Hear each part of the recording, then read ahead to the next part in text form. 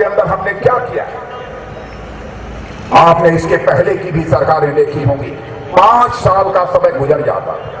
मेरे बहनों भाइयों, जनता के सामने कोई चेहरा दिखाने के लिए नहीं आता था, रिपोर्ट कार्ड तो पेश करने की बात बहुत दूर है।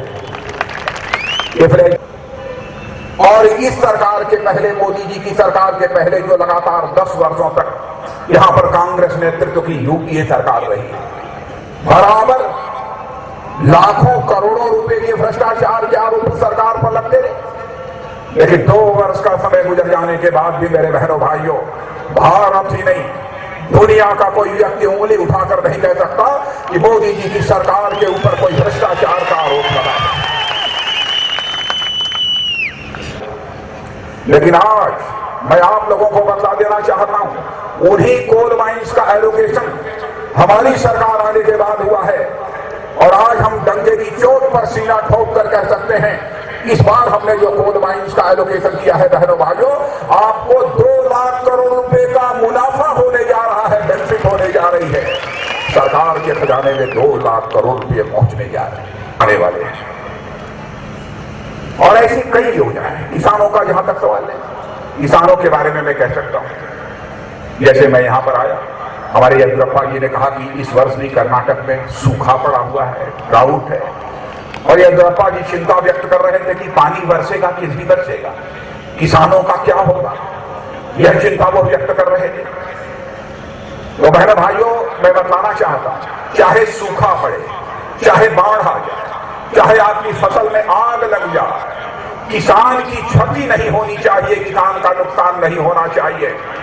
इसके लिए हमारी सरकार ने एक मुकम्मल व्यवस्था की है और हमारे प्रधानमंत्री ने प्रधानमंत्री फसल बीमा योजना लागू करने का काम किया है।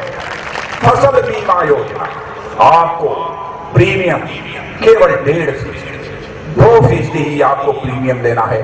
शेष प्रीमियम की भरपाई यदि कोई करेगा तो सरकार भरपाई उसकी करेगी। पहले जो भी बीमा होता था उसमें पहले ही बात तय हो जाती थी कि 20% से ज्यादा जितनी क्षति हुई है उसका 20% से ज्यादा आपको नहीं मिलेगा। इस बार हम लोगों ने कहा है कि जितनी किसान की क्षति होगी पूरे का पूरा बीमा का पैसा मिलेगा, उसमें किसी प्रकार की कोई गैपिंग नहीं होगी, किसी प्रकार की कोई कटौती नहीं होगी। यह हम लोगों ने फैसला किया है।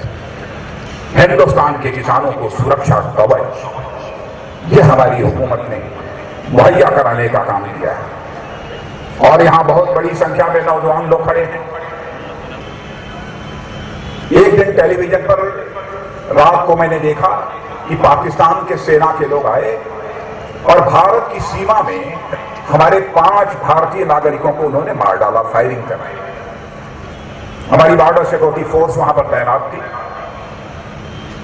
मैंने टेलीफोन करके director general border security force से यह पूछा कि यह क्या हुआ।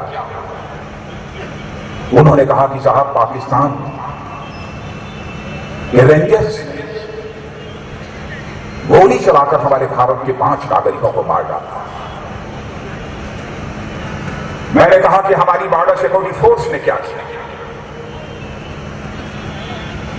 तो डायरेक्टर जनरल ने मुझे यह बताया, कहा कि सर, हम बराबर व्हाइट फ्लैग सफेद झंडा पाकिस्तान को दिखा रहे हैं।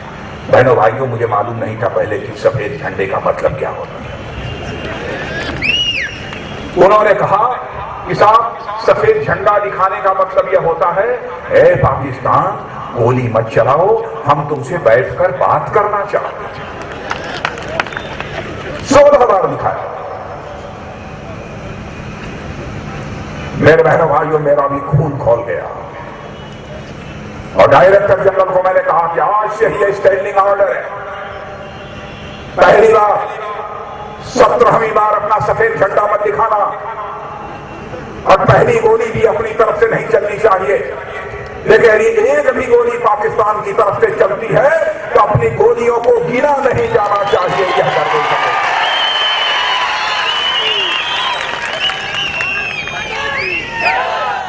जाकर आंकड़े उठाकर कोई देख सकता है, इसके पहले इन्फिल्ट्रेशन कम हुआ। नरेंद्र भाई मोदी के होने के नाते मैं विश्वास दिलाकर जाना चाहता हूं मेरे बहनों भाइयों, आप सभी बहनों भाइयों के, भारतवासियों की आन बान शान को हम किसी भी सूरत में चोट नहीं पहुंचने देंगे। आपको विश्वास दिलाकर जाना चाहते हैं।